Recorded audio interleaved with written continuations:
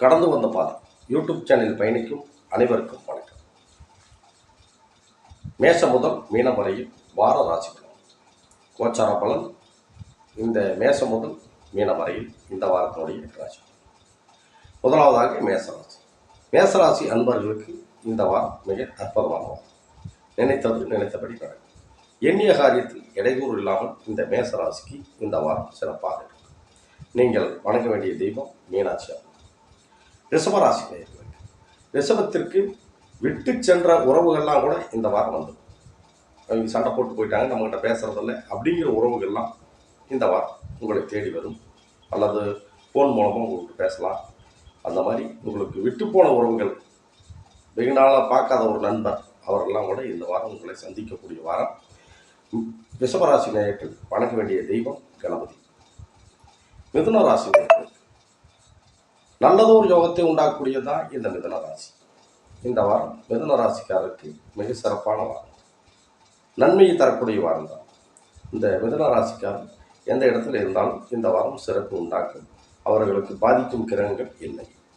மிதுன ராசிக்காரர் வணங்க வேண்டிய தெய்வம் துர்க்கை அம்மன். கடகராசி நேயர்களுக்கு, கடகத்திற்கு சிறு சங்கடங்கள் இருப்பினும் அந்த சங்கடங்கள் நீங்கும். கடகராசி நேயர்கள் நிதானித்து எந்த காரியத்தில் இறங்கும். நிதானத்தை இறங்கினால் அந்த காரியம் வெற்றி உண்டாகும்.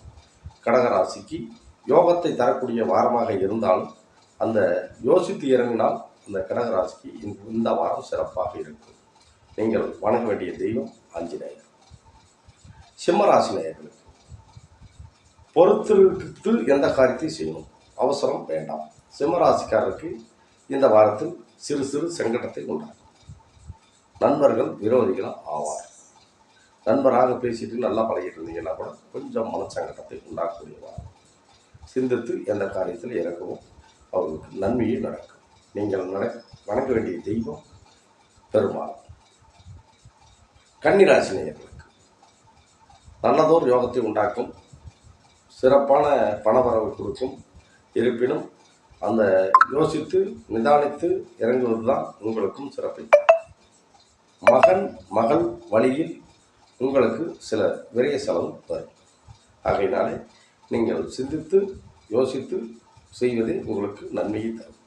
நீங்கள் வணங்க வேண்டிய தெய்வம் முருகப்பெருமாள்.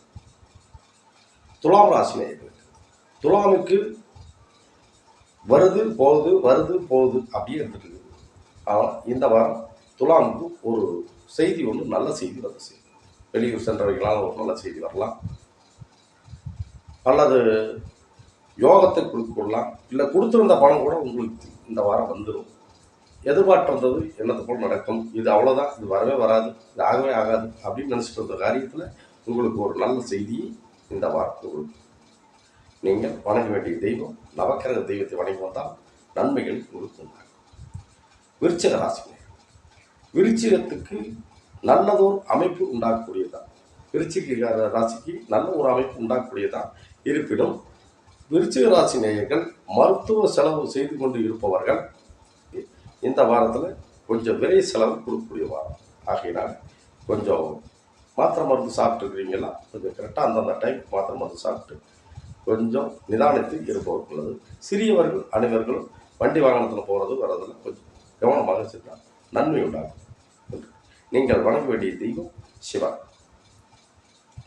தனுசு ராசி நேயர்கள், தனுசுக்கு அண்மையான ஒரு அமைப்பு உண்டாக்கக்கூடியதுதான். தனுசு ராசி நேயர்களுக்கு சிறு சிறு சங்கடங்கள் இருந்தாலும் சங்கடங்கள் நீங்கும். நல்ல ஒரு தெய்வ வழிபாடு தான் இந்த தனுசு ராசிக்கு இந்த வாரம். நல்லா தெய்வ வழிபாடுவே தான் இந்த தனுசுக்கு இந்த வாரம் சிறப்பை கொடுக்கும்.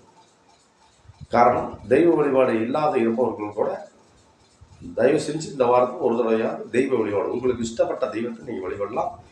அம்மனை வழிபடுவது மிக சிறப்பை உண்டாகும். மகர ராசி நேயர்கள், மகரத்துக்கு யோகத்தை கொடுக்கக்கூடிய வாரம். மகரம் எந்த இடத்திலும் இந்த வாரம் சிறப்பாக இருக்கும். மகர ராசி நேயர்களுக்கு சங்கடங்கள் இருந்தாலும் அந்த சங்கடங்கள் நீங்கும். அவருக்கு மகர ராசிக்காரருக்கு எந்த ஒரு சிந்தித்து இறங்க வேணுங்கிறதில்ல, துணிச்சலாகவே இறங்கலாம். இந்த வாரம் ஜெயிச்சிடலாம். துணிச்சலாக போனால் கூட அந்த வாரத்தில் இந்த வாரத்தில் ஜெயிச்சலாம். நீங்கள் வணங்க வேண்டிய தெய்வம் ரங்கநாதர்.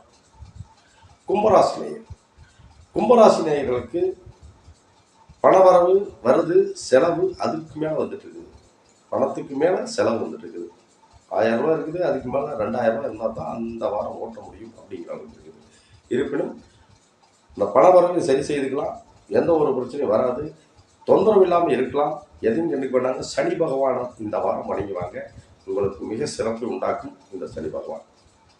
இறுதியாக மீனராசி, மீனராசிக்கு யோகத்தை கொடுக்கக்கூடிய வாரம், பணவரவை கொடுக்கக்கூடிய வாரம், நன்மை உண்டாக்கக்கூடிய வாரம். விரைய செலவெல்லாம் இருந்தாலும் அந்த விரைய செலவெல்லாம் உங்களை ஒன்றும் பண்ணாது. சிந்தித்து எதையும் துணிஞ்சும் செய்யுங்க, உங்களுக்கு வெற்றி தான் கொடுக்குமே தவிர தோல்வி கொடுக்காது. மீனராசிக்கு தட்சிணாமூர்த்தியை வணங்கி வந்தால் மிக சிறப்பாக இருக்கும். மீண்டும் அடுத்த வாரம் உங்களை இதே நிகழ்ச்சியில் சந்திக்கும் வரை உங்களிடம் வந்து விடைபெறுவது செல்வராஜ் ஜோதிடர்.